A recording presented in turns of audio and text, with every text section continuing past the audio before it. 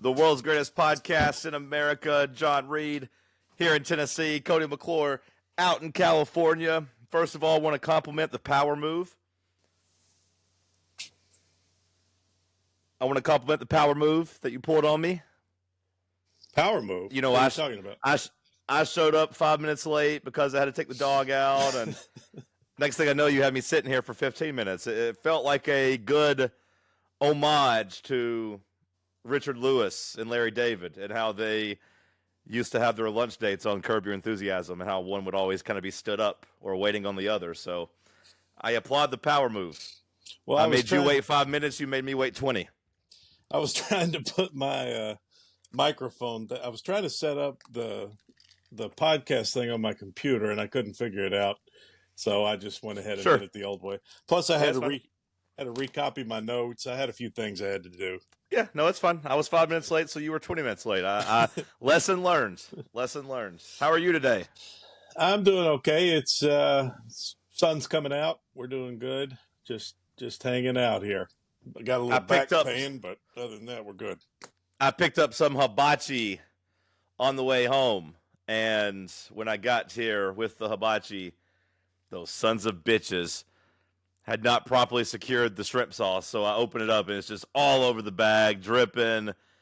Didn't have enough to go on the meal, all over the place. That's the last time I tipped them on a takeout. Last time. You spill your yum yum sauce. You could just lick it up out of the bag. I've done that. I was trying to scrape it in. I felt like such a fat ass as I was holding it up, trying to position it where I wasn't wasting any. Relatable. Mid wasn't great. New place. I don't know if it's the same owners as it used to be, but they had closed down for a while to remodel, so it looks better. But 0 for 1 so far, and how I feel about them. Where's it at? On Kingston Pike in Farragut. Oh, I don't know if I've ever been. Is it a popular place or just some joint you found? I mean, it's on Kingston Pike, so it's not like some hidden gem off a beaten path. It's on a very busy road, so I won't say I necessarily found it, but now that I'm out in these neck of the woods, yes, I eat there from time to time. Oh, okay. Well, good for you. 0 for 1, though. They're on thin ice. Ice. Yeah, the thing I've noticed about most Asian joints is they package their stuff up pretty well. I feel like Asians are notorious for good takeout packaging. I don't know. I mean, this same thing, not to give 2 shout-outs to Curb Your Enthusiasm, but Larry had that happen when he took takeout, too. They had the sauce spill all over him, so he took it personally from them. It was the Bao episode. Well, what kind of... Yeah, it was just some type of sauce. I don't know exactly. What kind of people are working there though? Are they? Maybe it was the soup. He spilled soup in his episode. What do you mean? What type of people? I don't know. Asians. Are they real? You mean real Asians that are working there, or are they these? The American types. Are they what language do they speak when you go in? Is what I'm asking. Are they Japanese? First of all, I don't go in. I just go through the drive-through. Oh, well, that's your first mistake. Well, no, for a while you couldn't go in. They never opened back up the dining room after COVID, so you just couldn't go in. But that's part of the reason they closed down, though, to completely remodel. So now you can go in again. But obviously, I wasn't going to go in there today at 2:45 as I was trying to get here to do this episode with you. That is another big thing with Asians is they don't really like you to come in and hang out. You go to a window typically. Okay, you go now.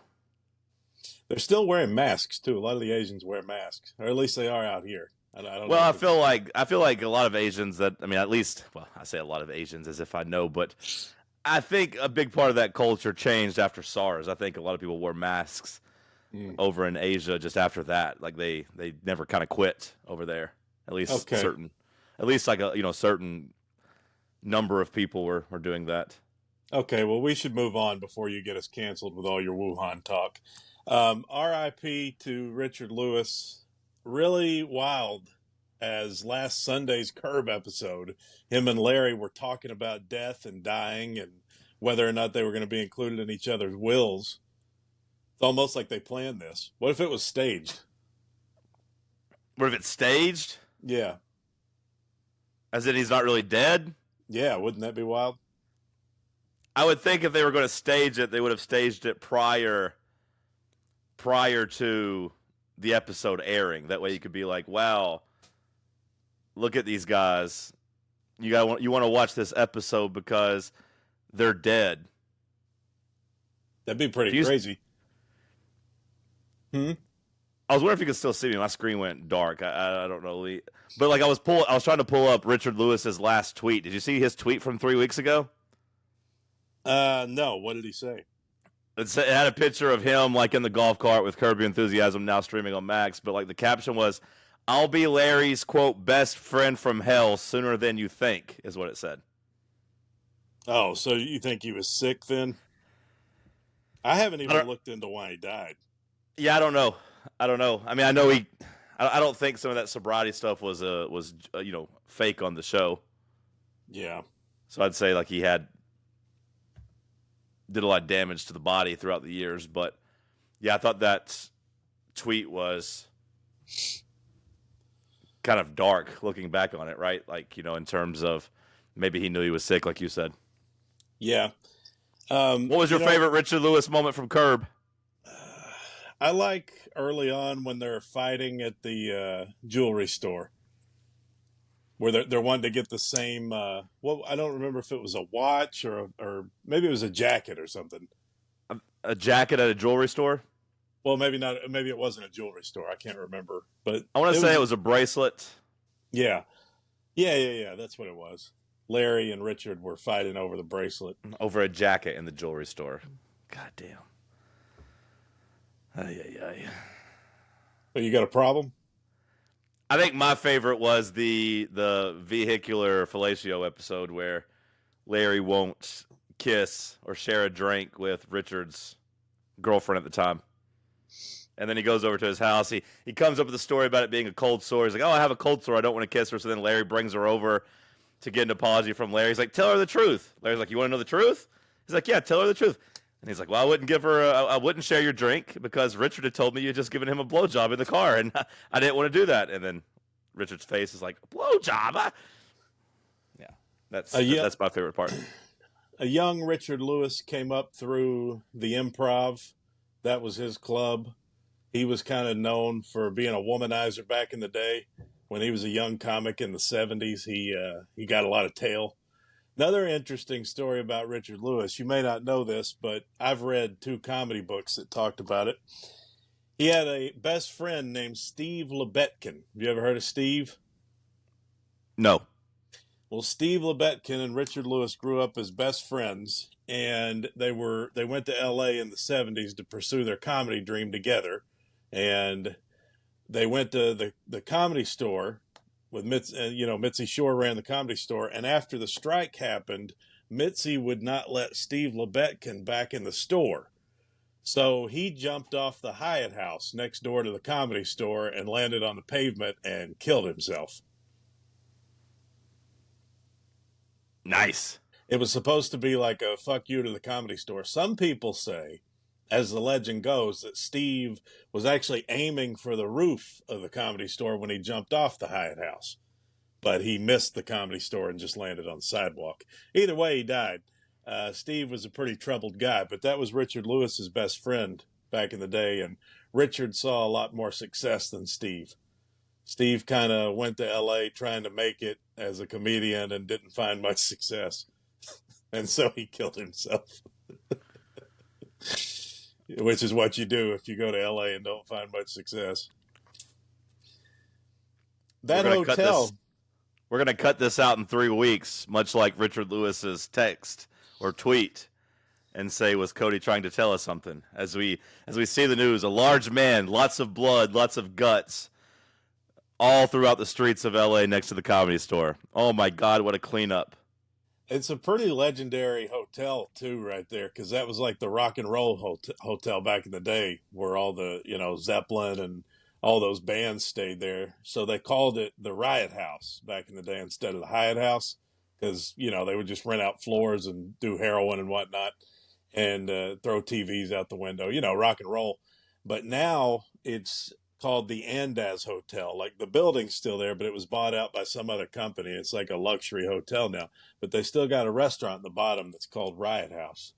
So they kind of pay homage to the history there. Have you Pretty gone to cool. eat there yet?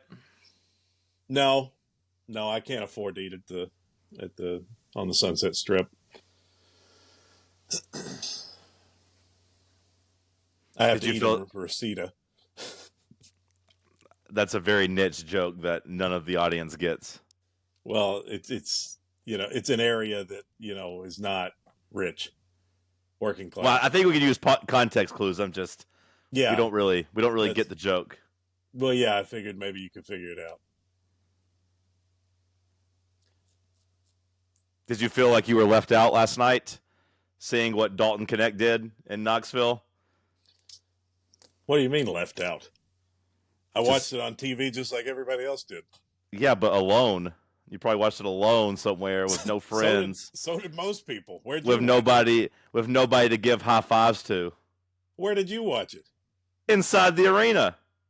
Oh yeah, you said you were going to the game. Well, a lot of Yeah. people watch at home on TV. I mean, that's not that crazy to think about, is it? Well, not many people are completely alone.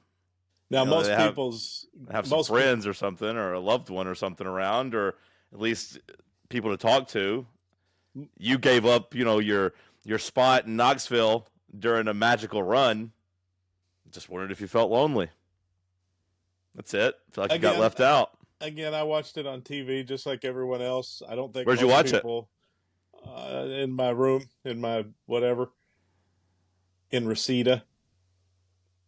Okay, so you didn't feel left out. You didn't think, "Wow, I'm worlds away from all the fun happening right now." I mean, the only difference is that my game started at 4 o'clock. Well, how is that? Is that nice? Have you found Well, no, yourself to be that a fan of sucks. that? It No, it sucks. sucks. It's terrible. It couldn't possibly be worse. Interesting. So it's not like your day gets shorter. What do you? No, no, no, no. I mean, because at that time of the day, it's impossible to go anywhere. Like if the game starts at 4 o'clock and I'm in the city and I want to be here to watch the game, I gotta leave at 2:30. It ruins the whole day.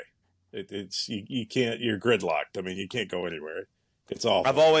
always thought that maybe it would be cool to be out there and have all the sports start earlier, and then kind of go throughout the entire evening. But yeah, maybe if it's something you It's actually want to not. watch, you can't do anything. Yeah, no, no. It's not convenient at all. I mean, it all depends on where you're at during the day, but So you pretty much didn't get out of your room yesterday until after the game. I got out early, and then Went and got like a coffee or something, then came back and just waited for the game. Or well, did you no, work or what? yeah, no, I was gone during the day, all day, in the morning and afternoon, but then I came back for the game. That last 12 minutes, I mean, he really just took over the whole thing, you know? Yeah, it was really just like a 5 minute outburst. Like it was crazy to see, and 3 level score, best offensive player we've ever had at Tennessee, at least since I've been alive. I'm not gonna say he's better than Bernard King. I don't know Bernard King. Allen Houston was doing it on a losing team, but basically of my fanhood of my lifetime, I don't think there's even a close comparison to offensive talent and what he can do on a basketball court. Lofton was great, obviously, but Not at all 3 levels like that. yeah, he wasn't.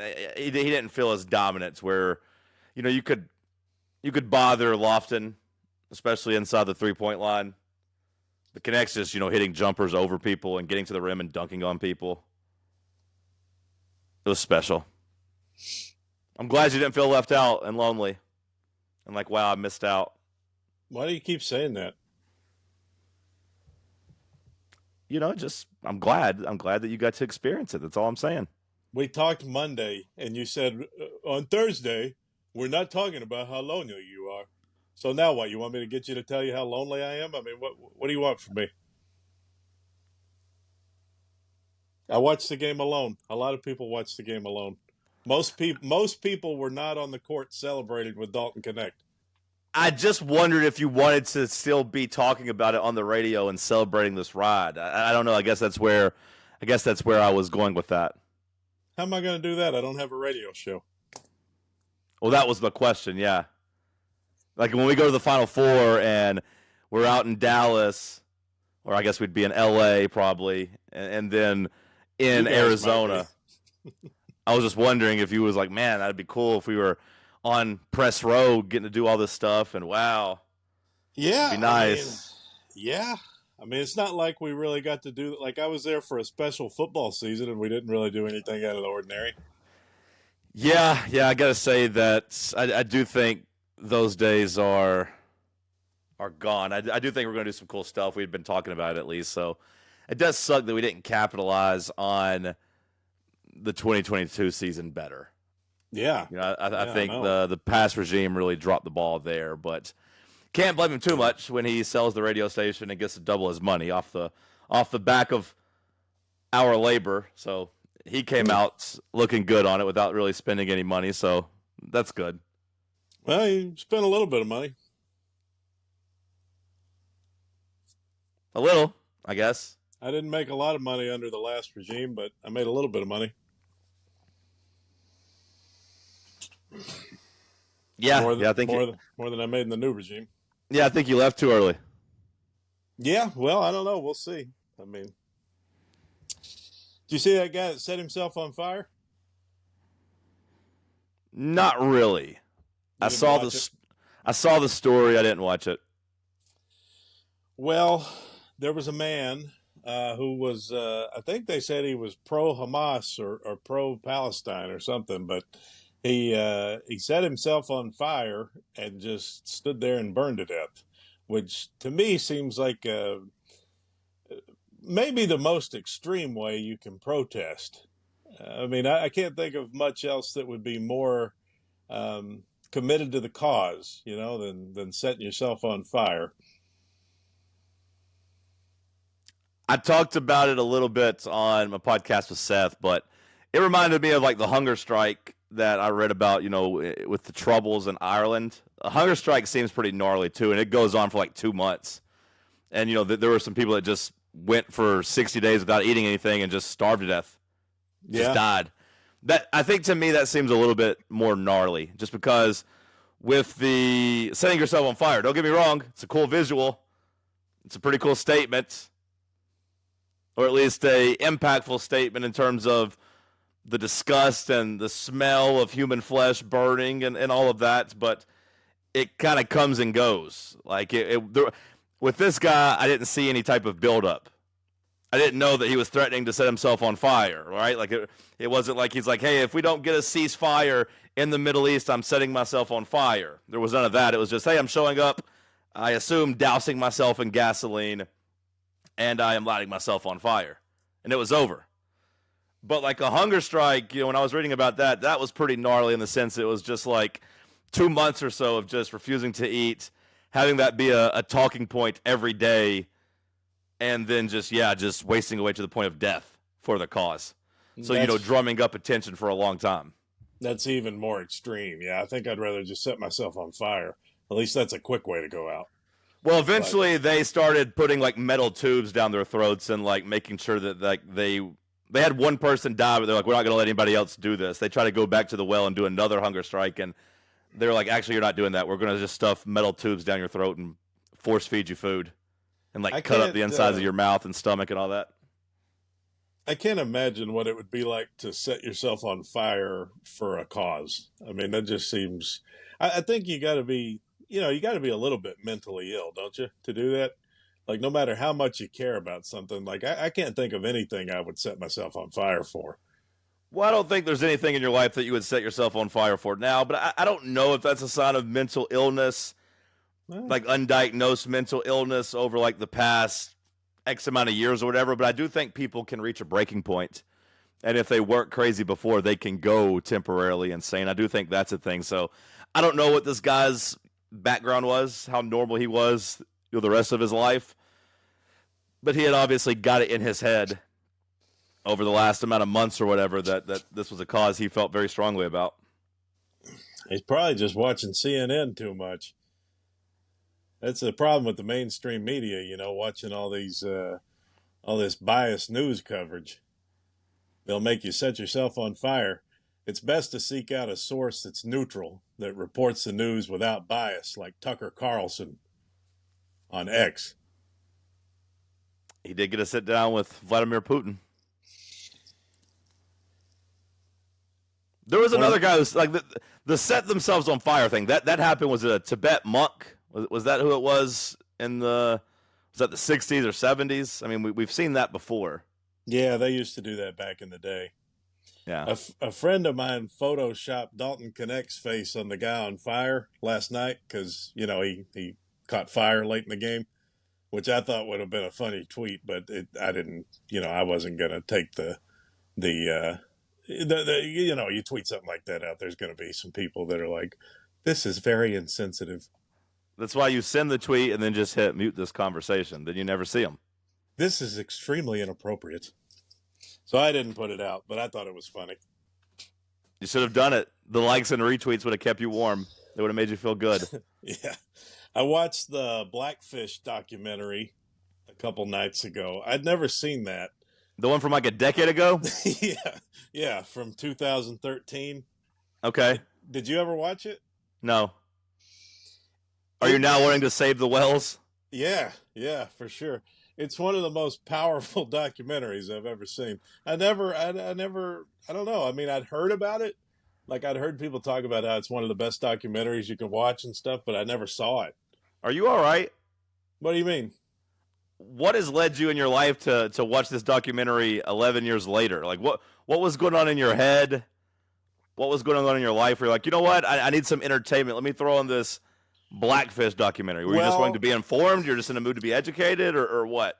Well, I'll tell you one thing. I went to San Diego a couple weeks ago, or maybe, I don't know how, 3 weeks, a month. I don't know how long ago it was at this point, but I drove down to San Diego and I realized that SeaWorld is down there, And so for some reason, I just got to thinking about it and it made me curious because I remember hearing the stories about the whale that attacked Tilikum was his name. And he had kind of a violent past. He had attacked before. But see, Tilikum was stationed up in Seattle at this place called Sealand, which was not as good as SeaWorld. It was very kind of low grade kind of operation. And they didn't give SeaWorld a full disclosure on Tilikum before they sold him off. And so he went down he had killed a girl at Sealand in Seattle. And so they sent him down to SeaWorld. Guess what? He killed again. But he lived a sad life. He was captured when he was just a baby orca. And I don't know if you're familiar with how strong family ties the orcas have, but the calves stay with their mothers their entire life. They're not supposed to be separated. They're not supposed to be taken from their home and put in a pen, 10 feet by 10 feet. And so Tilikum, they put him in this pen in SeaWorld with these two big female aggressive whales who didn't like him.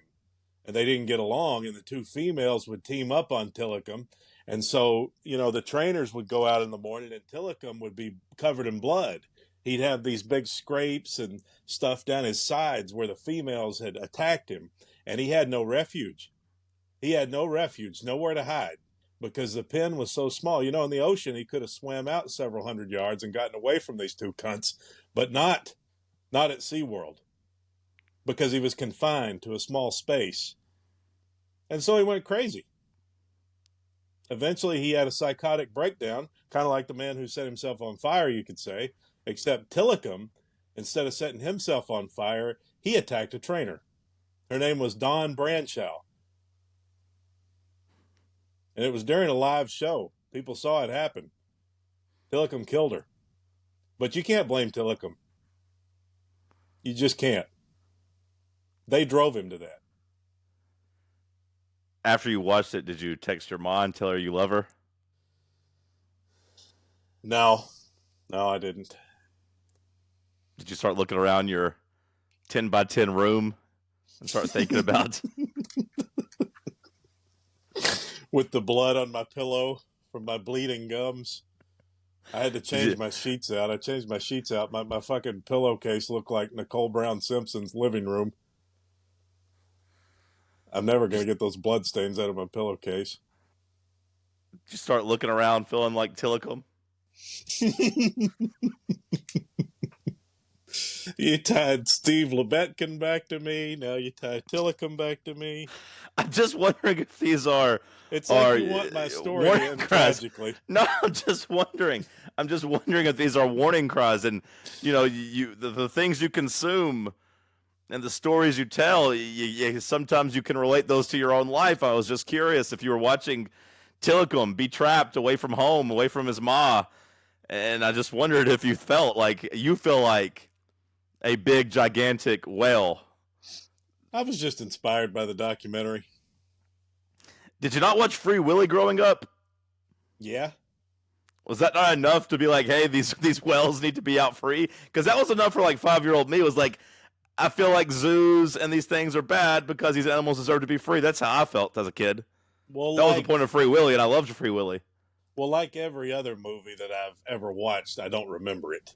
Like it's just I've told you that before. It's a thing with me that like I don't know what it is about movies, but unless I watch a movie like 10 times, I don't remember movies. It's like a spot in my brain that just cuts off. Like I've seen all kinds of stuff, but I don't remember them. The thing about Free Willy is that it gives you the plot in the name of the movie. They freed him. They want to free Willy. Yes, the boy wants to get him out of the enclosure and get him back home out in the ocean. That's why the movie's called Free Willy. It's both they want Willy to be free and they want to free Willy. Okay.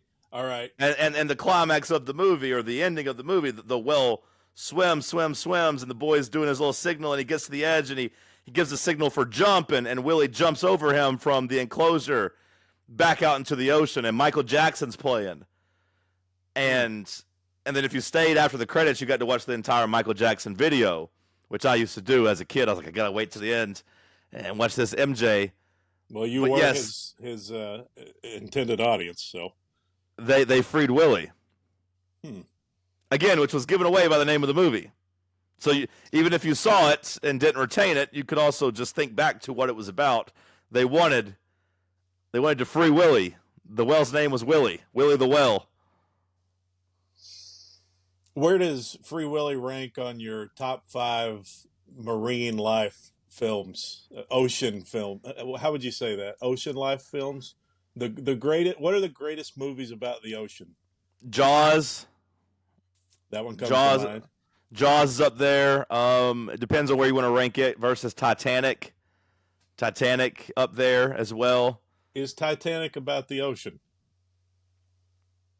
I don't know if it's fits the criteria of you not remembering what the movie is about or what happens in the movie, but yeah, the ocean's a big part of the story of Titanic.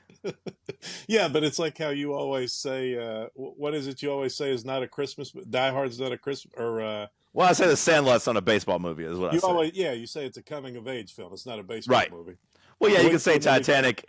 You could say Titanic is a love story, but the antagonist of the movie is either Cal... I'd say it's the iceberg. Or the iceberg that's in the ocean. And, of course, the ocean... maybe the main antagonist at the end of the movie. So I'll leave it up for interpretation, but I'll say that it is about the ocean. Finding Nemo probably deserves a spot at the table. Was it Toy Story? What number of Toy Story was it where they had that damn dentist? Was it 3? I don't know, but those are animated. 2? Was it even Toy Story? Well, it's still about ocean life. Well, if you're going to include animation, I mean, you might as well put the Little Mermaid in there. I was going to get there. The live-action remake of Little Mermaid. Yeah. Deep Blue Sea with LL Cool J and Samuel L. Jackson. That was a good one. Ocean's 11. No, that's about a casino.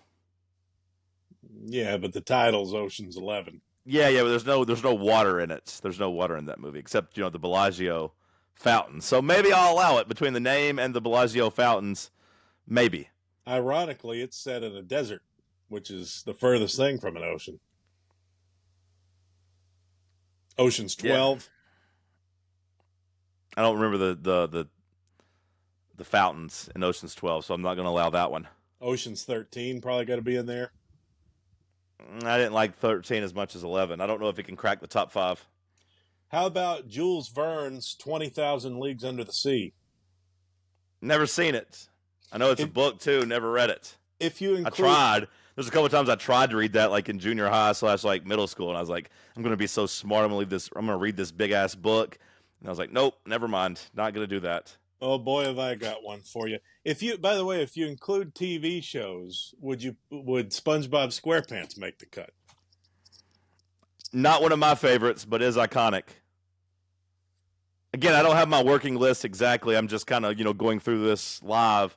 This was not on your show rundown topics you wanted to get to, so I don't really have a full list. The Old Man in the Sea, okay.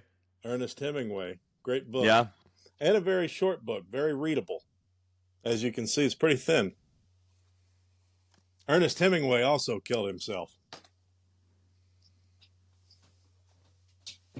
Would you like to tie that back to me? I don't know anything about The Old Man in the Sea. Wendy's is trying to charge people more in primetime hours. Speaking of things that make Cody want to kill himself. Hashtag what the fuck is up with that? Wendy's, now listen, when I first heard this, they said that Wendy's is experimenting with surge pricing like Uber does, which is at the busy times, they charge more money. I would have thought maybe what this means is that, like, if the restaurant is short-staffed and too busy, that you could pay a premium, like, to skip the line.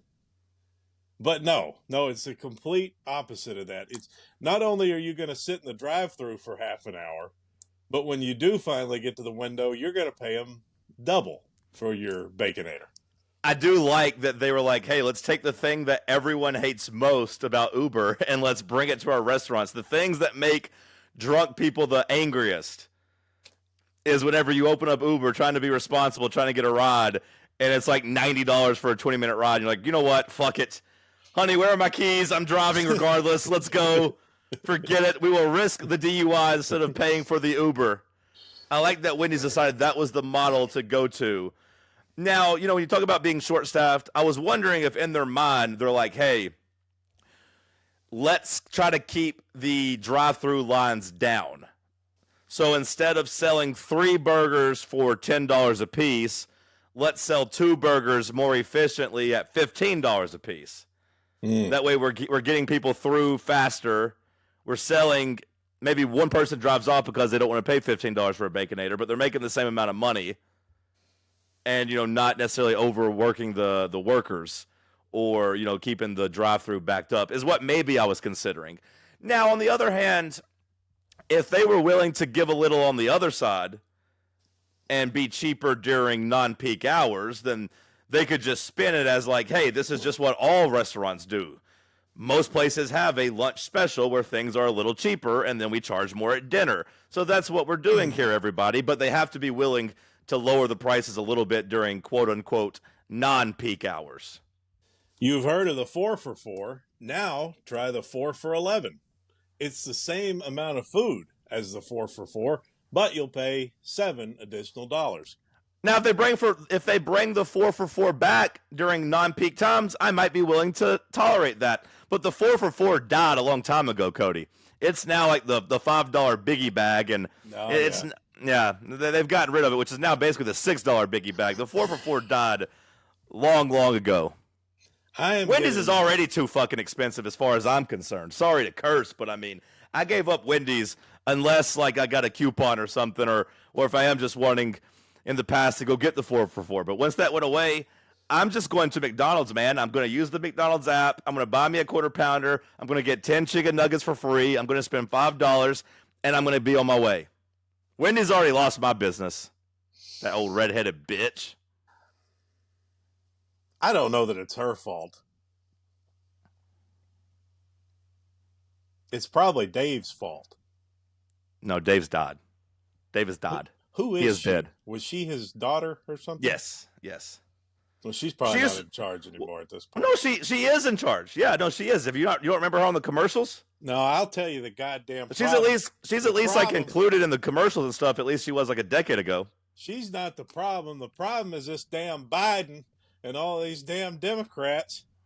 I'm getting tired. I'm getting sick and tired of every company trying to penetrate me in my ass. I went to get an oil change a couple days ago. Speaking of getting penetrated in your ass, am I right? Yeah, I go to get an oil change, which, I've got my coupon, my special oil change coupon that I find when I go get it. I go to the Valvoline place.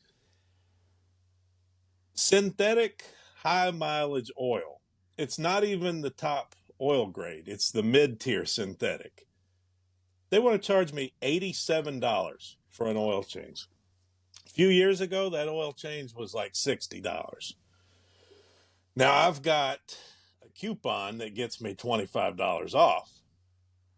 But that same coupon used to make my oil change 40 something dollars, $43 or whatever it was. Now I'm still paying 60 even with my $25 off coupon. And if I didn't use that coupon that Brandon showed me years ago, I'd have to pay $87 for an oil change.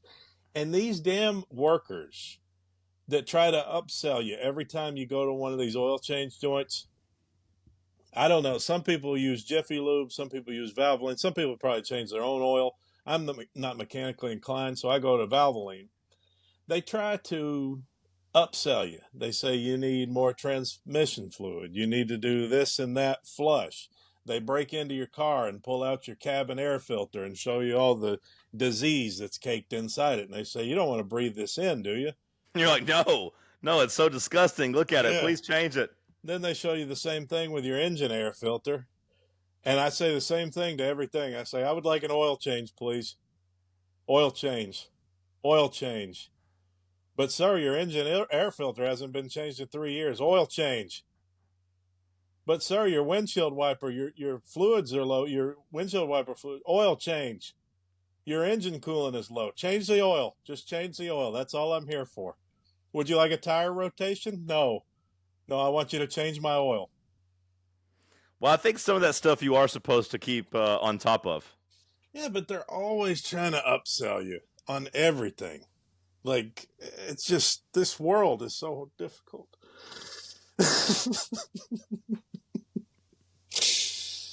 Oh, it's a hard world out there. And I got to say another thing.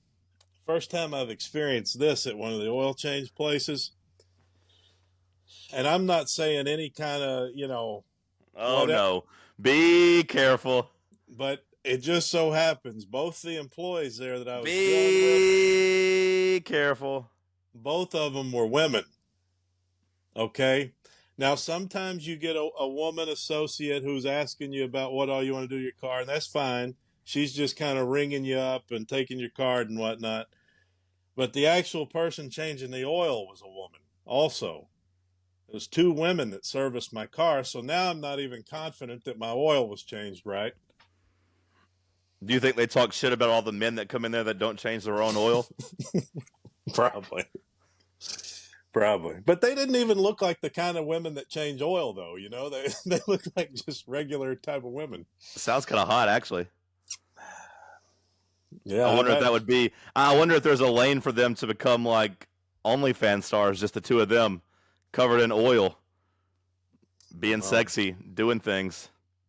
I don't know. There's probably some sort of. Oh, speaking of OnlyFans, do you hear about Drea De Matteo? You remember Adriana from The Sopranos? Yeah. There's a story going around about how she was broke and she started an OnlyFans and like immediately paid off her mortgage. Well, I saw that her house was in foreclosure and she said she only had $10 in the bank. Yeah, something like that, which seems like pretty low. How did she become so poor? I don't know. Did she just spend above her means and thought, hey, because I imagine at the time, I imagine at the time she probably thought she was going to break out and be a star, which I know that she got to do the Joey Tribbiani spinoff show from Friends.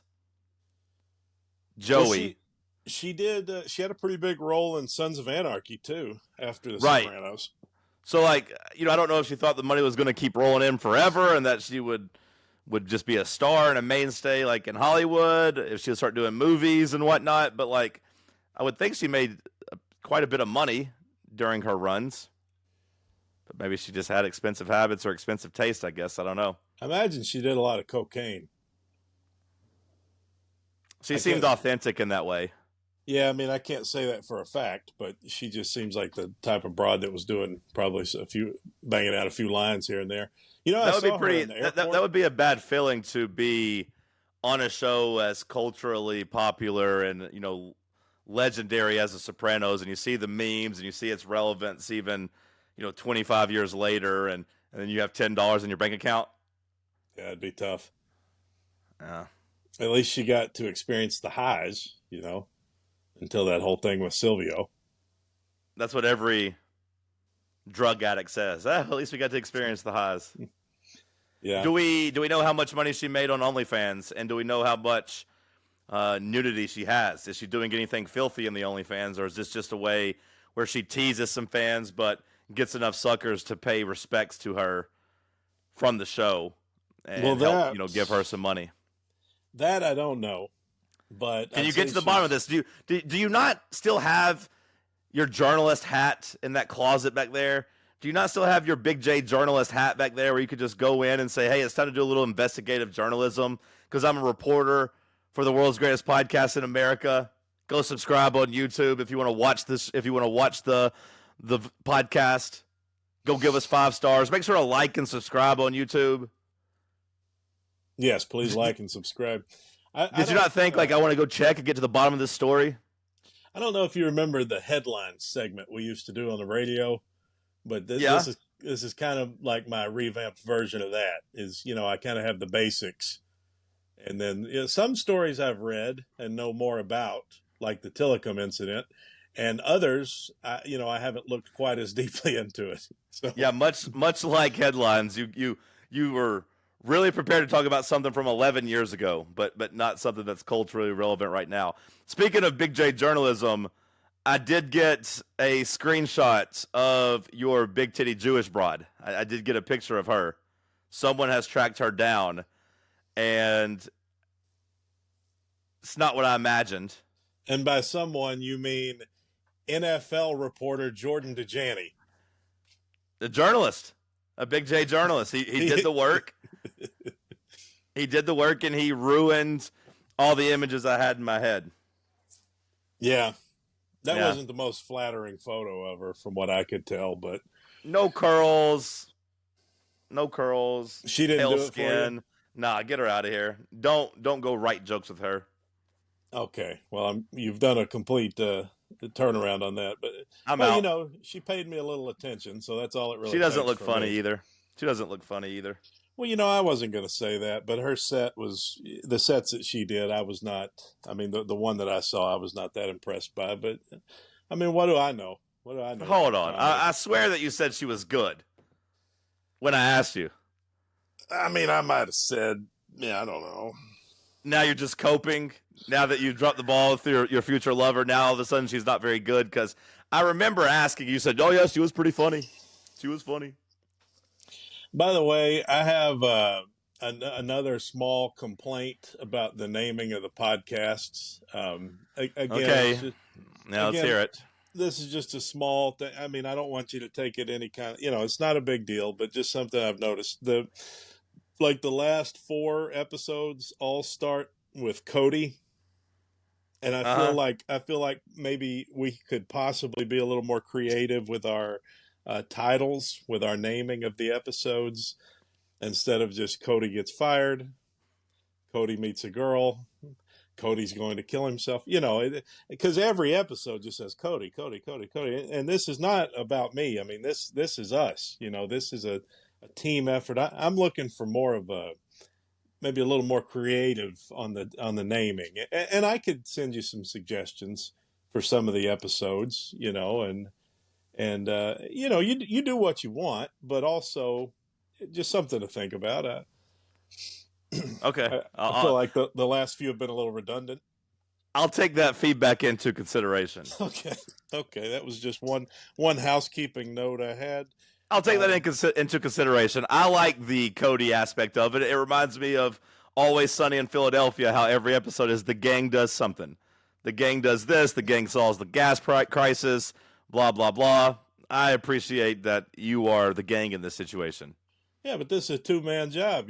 People want to know what's happening in your life too. I'm overextended. I am out here enough. People are tired of hearing my voice. I am using this as a way to keep you connected and to talk about other things. But I do 15 hours of radio. I do 3 hours of podcasting with you, an hour with Seth. People are tired of hearing my takes. This is about my talented friends. I feel like it's good. It could be good for your growth too, though, because some people might just prefer you on one or the other. Like some people might just like you more on the radio, or some people prefer you with me or with Seth. So like you kind of get different. I feel like you kind of diversify your audiences. You've heard Sure. of diversifying your what is that they talk about in investing? Portfolio. Your portfolio. Yeah, you got to diversify your portfolio. At least that's what I've heard. I don't have any experience with that really, but Yeah, I got a good backhanded compliment yesterday from a guy at the game. He was like, "Oh yeah, really enjoying the new morning show." He's like, "I didn't really know that you knew anything about sports." well, there you go. You can flex your knowledge a little more. He was like, "I thought you were just a pop culture guy." Yeah. Well, see, it's probably good. You don't have some guy interrupting you every 2 minutes about, Tillicum or whatever. So you can kind of flex more of that sports knowledge on them. Well, right, but that's why the podcast, the show names are about what you're up to. People listen. People aren't listening to this to hear more from me. They're listening to this to hear from you. Yeah, but In my opinion. They want to hear us together, though. Well, yeah, we're on here. We're on here together. Yeah, if it was just you rambling by yourself, it probably wouldn't be as good as the dynamic duo. But I'm just saying, they've heard me other places. They have access to me other places. This is the only place where they can get the thoughts of Cody McClure. There is a place here in Santa Monica that I've learned about that, get this, okay? This is the most. Hold on. Let me get ready because it sounds like it's about to blow my mind. Yes, let me sit down. This is the most 2024 shit that you could imagine, all right? This is the world that we're living in the fake reality world we live in. There is a private jet in Santa Monica that you can go to, and you can rent out the space for 15 minutes. All right, you're not going up in the sky. You're not flying in the private jet. You're literally just getting on board to take Instagram photos. And so they rent it out like in 15-minute blocks for these influencers and for these, whoever, like these models and people, just to show like, yeah, we're living the jet set life. Like, look at me, look how cool I am. Look what I'm doing. How sad is that? You really just go in there and you take photos for 15 minutes and leave. And then you put it on your Instagram and pretend that you're like on a private jet. With the jet emoji? Yeah. So ridiculous. Do you know how expensive it is to rent it out for 15 minutes? No, I God don't. damn it. Do you do any journalistic work? Son of a bitch. Can you have one pricing information for me? I don't get to know how much Adriana's charging. I don't get to know if she's showing vag or even She's tits. Not showing vag. Why would she be? She needed to pay off her house. She might be. Desperate times call for desperate measures. And now I don't know how much it costs to rent out a private jet for 15 minutes. I can tell you how much it costs to watch Blackfish on YouTube. I hope free. It's free with ads. Did you cry during Blackfish? No, but I felt those emotions. I teared up a little bit today whenever I read Larry's goodbye to Richard Lewis. That actually did tear me up a little bit. I haven't seen that yet. Yeah, it was a good one. It was basically it's like, he's been my friend my whole life. We grew up, we were born at the same hospital 3 days apart. It was like, he was the rare combination of being the funniest and sweetest man. He's like, but today he made me cry, and I'll never forgive him for that. And then it kind of teared me up. I felt his pain. Once gave him a kidney. No. Larry gave him the kidney. Yeah. Yeah. Making me tear up again just thinking about it. It's kind of sad. Can you see? Oh, look at you. I know. Look at you crying tears on a podcast. I'm not crying tears. I'm tearing up. There's a difference. Nothing. Maybe we could maybe Nothing if has we hit the cheek yet. maybe if we could make this moment really serious, you could clip it out and put it on your TikTok, and we could go viral. Just he said the goodbye. He said we grew up together. We were born in the same hospital 3 days apart. He called him a sweet man and said, but today he made me cry, and I'll never forgive him. And just, man, like to have a lifelong friend, it just makes you feel like life is beautiful, but also that life is precious. And, I find myself thinking constantly about getting older. And, that's the thing that stands out about Curb Your Enthusiasm is when you watch, like, you kind of see them getting old, like they all look kind of rough. And to lose Richard, and then you think we lost Funkhauser too. I mean, it's beautiful to have a friend like that, but loving something so much means that you're eventually going to have to deal with the pain of losing it. So maybe moving away and just being a loner that sits in his room and watches basketball by himself and doesn't connect with anybody, maybe that's actually the route to go. Maybe not to have a family or close friends that can die and disappoint you. Maybe that's actually a better life. Because if you don't let anybody close to you and you don't have those relationships and friendships, they can't hurt you. Powerful. God rest the beautiful soul of Richard Lewis. Apparently, people on the internet are discovering Ari Shaffir. I don't think I know who Ari Shaffir is. You don't know Ari? You never seen The Amazing Racist? Let me Google. I don't know if you I don't know if it'd be your type of humor. Nope, I don't know this guy. You don't know Ari? I don't think so. No. Well, he comes from that Rogan tree. Oh, okay. I was going to say the name sounds familiar, but I don't know who he is. I'm unfamiliar with his work. He's a racist? No, well, he's not a racist. Well, he might be a racist. He's one of those comics that wants to seem edgy and uses racial humor like that, and people are canceling him, or what? Well, he put out a very clever special. His most recent special is very funny. It's called Jew. That's the name edgy. of it. Well, he's Jewish. Who does he think he is? Nas? Nas already did this when Nas released an album called The N-Word. Oh, wow. Yeah. It was called The N-Word? Well, it was just the word. E-R. Which one? The Word. The Word. And the record label wouldn't let him actually put it out. So he had to change it to just like Untitled. But he already, kind of did that. Mm. So I'm not giving Ari too much credit for being a copycat, but either way, go ahead. Tell me more about him. Well, people on the internet are discovering him because there was like a clip going around where he was talking about, like, I don't know, he was treating a woman nicely or something, or like he was saying something nice about a woman, and like people are like, oh yeah, this is what you should say. This is what a man should say. And like, it's funny that they're discovering Ari Shaffir, and the comments are like, whatever you do, or if you like this clip of Ari, also check out Ari's tweet about Kobe Bryant when he passed, which is, I don't know if you've seen that. Are you familiar with the Kobe? Well, I guess you're not if you're not familiar. Anyway. What was it? What did the tweet say? Yeah, what was the tweet? It basically said, like, Kobe Bryant is a rapist and deserved to die. Oh, no, I've seen that one. Yeah, well, that was Ari, but he used to do a show called The Amazing Racist where he would go to different like groups of people and just say things like, there was one.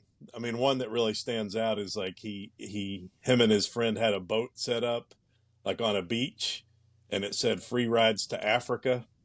And so like black people would walk by and he would talk to them about the boat and be like, could I interest you in a free ride? And it was like, it's pretty messed up stuff, but he would do like different things with different races. And the stuff with the Jews was funny because he's a Jew, but he went like into a Jewish supermarket, and he was trying to get people to sign a petition to apologize for killing Jesus. I'm always amazed that no one like beats up these guys. Well, a guy did beat him up on the when he was the boat rides to Africa thing. A Oh, black someone dude. actually, some guy actually fought him.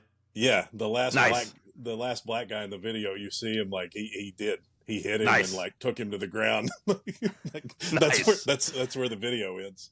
That's 90% of the reason I watch TikTok and Instagram videos. Like every now and then, like the pranks and the people who are jerks will end up on my algorithm, and I'm just hoping that someone beats their ass. Although someone did shoot somebody, right? That did happen. The Yeah, guy that would try to scare people with a hatchet or whatever, somebody actually just took him down and shot him a couple years ago, right? yeah. Those, I mean, you gotta. I don't even want to say you gotta have balls because like you gotta be pretty stupid. But I hate those pranksters. Like you see one of a kid just going up and like slapping random people. Well, I saw one that Randy Orton quote tweeted of a guy who just runs around New York giving people RKOs and like dragging old people to the ground like from Yeah. behind and just coming up and dragging their head down and like somebody has to beat that guy's ass or shoot that guy like and say you're Well, self-defending yourself.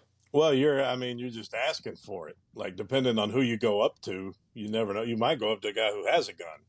And, like, once you attack somebody physically, I mean, at that point, Sure. it's game on. So I would not want to be one of those pranksters. I don't know why people do that. I mean, I know why people do that. It's just the same reason Attention. people go. Yeah, it's the same reason people go to Santa Monica and take pictures on a private jet, Whatever happened just to knocking on someone's door and running away? Yeah, they're just Whatever happened just to saran wrap in their car? Or Yeah. just throwing toilet paper in their trees? What happened to that? yeah, What happened just, to the America I used to love? they're just lighting a box of fireworks on fire on somebody's doorstep, something like that. At least like a flaming bag of dog poop or something. I don't know. Yeah. Anything else that you want to talk about today? Now we pretty much hit all my topics. Rest in peace, Richard Lewis. Rest in peace, Tillicum. It feels like it would be in poor taste for me to do my joke of the day on a day that Richard Lewis we're mourning him and Larry David, true comedians. For me to taint that with my joke just feels like it's in poor taste. Yeah. Yeah. So you don't have a joke today? No, I have one. Oh, okay. Is it? I have but one. But it's not good, or you don't like it? I kind of like it. It isn't fleshed out because we use this to kind of do it together. But also, can you move back away from the camera a little bit? That's too much. That's too much. Thank you. Sorry. Yeah, you're right on top of me. I didn't like that at all. But also, I'm going to say that I am tired of giving you jokes until you tell me that you're actually using them. So, are you actually using any of these jokes that we're working on? Have you tried the great aunt joke yet? Uh, which one was that? The great aunt joke. You talk about how your great aunt. You talk about how like you're depressed, you're living out here, and you're worried because your family's got some suicidal tendencies in its past. And talk about how your great aunt, she tried to slit her throat twice. How she had a big scar, and how that's always worried you, and blah blah blah. And they're like, to kind of think of it, she's not that great of an aunt at all. Turns out she's not that great of an aunt. Turns out she's kind of a bad aunt. So maybe that's the punchline. Turns out, she's kind of a bad aunt when you think about it. You haven't tried that one. You still haven't told my 10-minute joke, right? I just don't. I think I'm wasting my time. But I got one. Well, I like your 10-minute joke, and I like the great aunt thing. I can't remember what the second. The other one wasn't great. It was about how you try to. As you get older, you just start kind of trolling in terms of wanting kids just to kind of put pressure on your girlfriend, even though you don't really want them. It's like kind of like anal. I always try to joke about it, but I don't really want it. Yeah. That one wasn't great. Not your best work. I like the other two though. I do. I got one that I had a note for because I actually put a lot of these together years ago when we talked about doing stand up. But I got another one that was talking about how your shoes, a white guy's shoes, are a good indication on how many black friends he had growing up. Oh, that's good. Yeah. And like Okay. was when I was telling the joke, I'd have Jordans on. I'd be like, I got these Jordans on. Had a lot of black friends growing up, and then you could go on to like New Balances, Hey Dudes. Got Hey Dudes on. Pretty good chance you're somewhere in your family still has a Confederate flag flying somewhere, and you might not even be in the South, like something like that. My mom tried to get me Hey Dudes. Yeah, She was yeah, all about them. She's yeah. like, what about for some reason, it's one of her things. Like, she always thinks I need shoes. No matter what's going on, anytime I go You're home, a pretty big old boy. I bet you wear yours down pretty quickly, though. I do. But So I don't think she's wrong. No, but I just feel like it's low on my priority list. Like, there's a lot of other things I need, so I don't really think about shoes. But it's like every time I go home, it's we got to get you some shoes, son. Well, okay. Yeah, I think there's something there with the white guy shoes and how many black friends they have or had growing up, something like that. Okay, all right. So you could go through the different types of shoes and what it says about them. Okay. I'm sure you're gonna be wearing some busted pair. Be like, yeah, I grew up in Arkansas, but I didn't have but they're not Hey Dudes. The Hey Dudes guys, they probably still have a Confederate flag hanging somewhere or something like that. What level of black friends are my current shoes, you think? Are these like what level of how many black friends? Is that like one you could to say two? that you could be like, I grew up in Arkansas, but I was an athlete. Say something like that. But I played sports. How many black friends is this shoe worth? 1 to 2? Again, no real friends, just you played sports growing up. So you were around Terrible. different people. That would be the joke. And then you could transition, from your mom trying to buy you Hey Dudes, and then you could have a bit about that or something. Yeah, like this one right here. This is a Skechers, I think. Yeah. Those are basically Hey Dudes. That means you have a Confederate flag flying somewhere. That's a pretty white shoe. You want to see? Here's what I think. I think this would be the whitest shoe. You ready? I think that's the whitest one, isn't it? That's a pretty good one. Now, I don't know what the joke would be like there, but yeah, I think there's something there with that one. This shoe says "I own a bicycle." Is what this shoe's like. I like going to dog parks from time to time. But in your case, it means I'm too lazy to put on socks and tie my shoes today.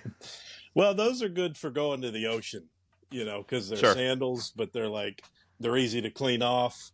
You can wear them out if there's rocks on the beach. So those are a good solid pair of shoes for that.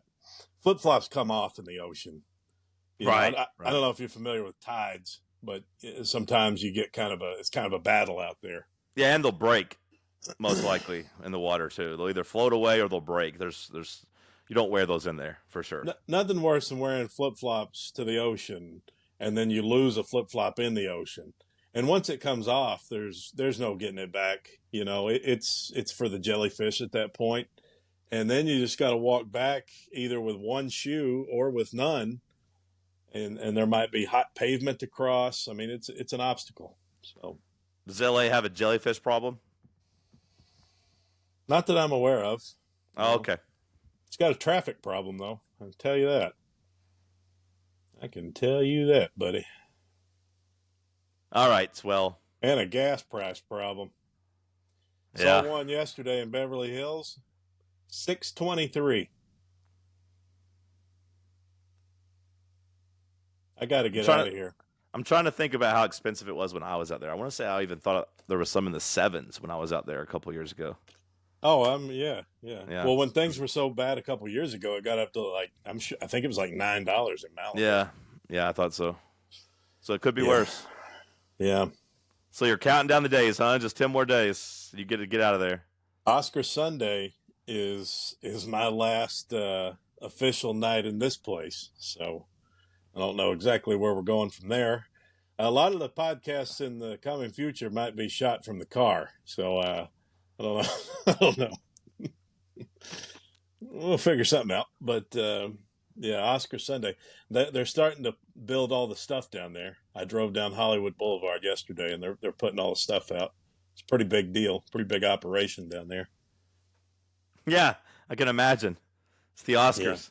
Yeah. I can imagine that's a pretty big deal.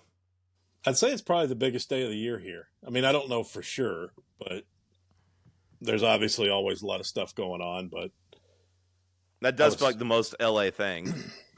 yeah, the Lakers and Clippers played last night. Yeah. Did you go? I can't afford a ticket to a Lakers game. No, I that was one of my goals coming out here was to see LeBron play once, but it's not looking good. That would have been cool to be there last night. Did you see what he did in the fourth quarter?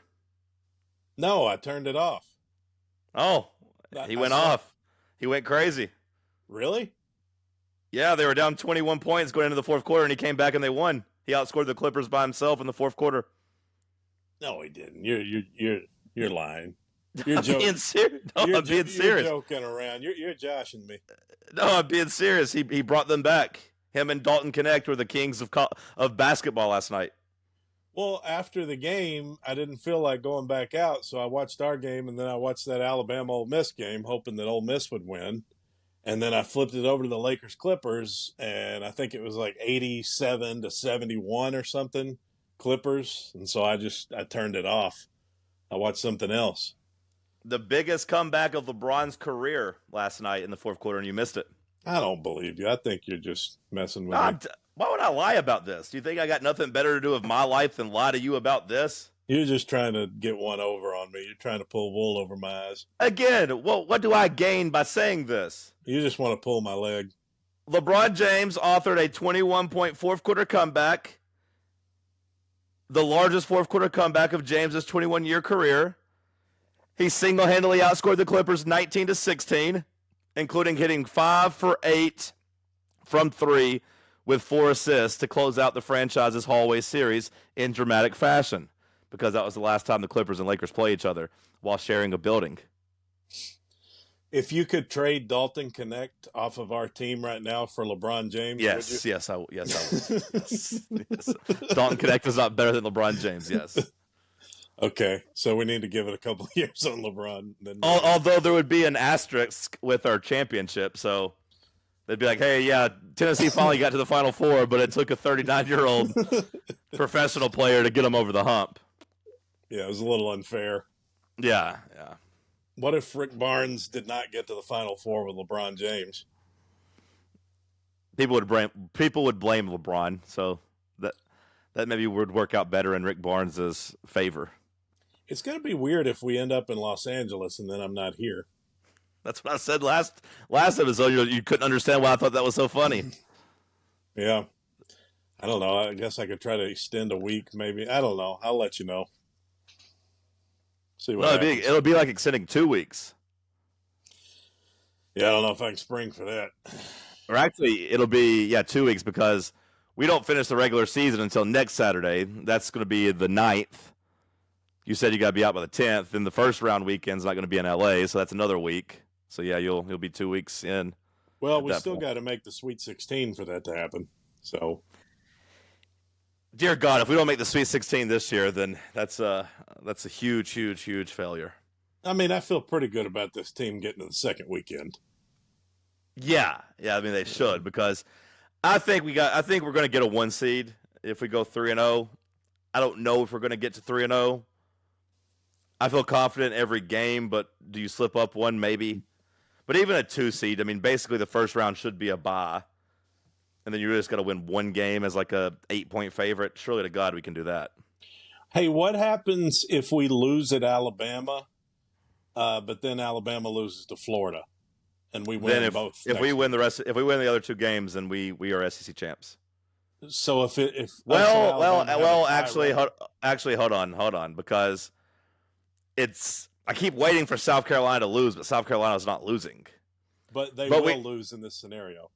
Yeah, but they need to finish behind Auburn for us to win the tiebreaker with Alabama, because it goes down to like what your record is against the next seed. So like if Auburn's the 3 seed and we're 1-0 against Auburn, that's better than Alabama, who's 1-1 against Auburn, right? Yeah. But Alabama beat South Carolina. We lost to South Carolina. So if South Carolina's a 3 seed, we'd be 1-1, and they'd be 1-0. So they would get it. But in this scenario, we'll beat South Carolina again, I'm saying. Yeah, sure. But right now, they have 1 fewer loss than South Carolina. Or excuse me, than Auburn. So we need to make sure at least Auburn wins their last 3 games, which they should. So, like, if Auburn wins their last 3 games and they play terrible teams, they play like Georgia, Missouri, and Mississippi State.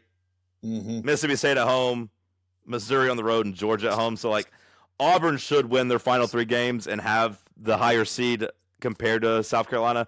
So at that point, we would win the tiebreaker with Alabama if we both go 2-1 down the stretch. I think the best thing we can do is just win out. Yeah. There's only one thing left to do.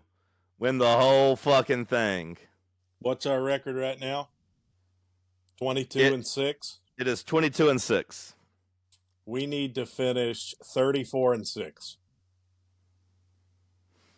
I don't really care if we win the conference championship or not. No, I don't either. Yeah. It won't really matter. Yeah. But it would be nice just to I would lock in just winning the next 11. Although you need 12. I'd still lock in right? 11. Yeah. You said, winning our next 11, losing the national championship, I would have to take that deal. All right, my brother. I love you. I will talk to you on Monday. Any big plans for the weekend? Just trying to stay alive? Yep. Going to do some comedy? Just trying to stay alive, basically. Yep. Okay. See you. Bye. See ya. Ugh.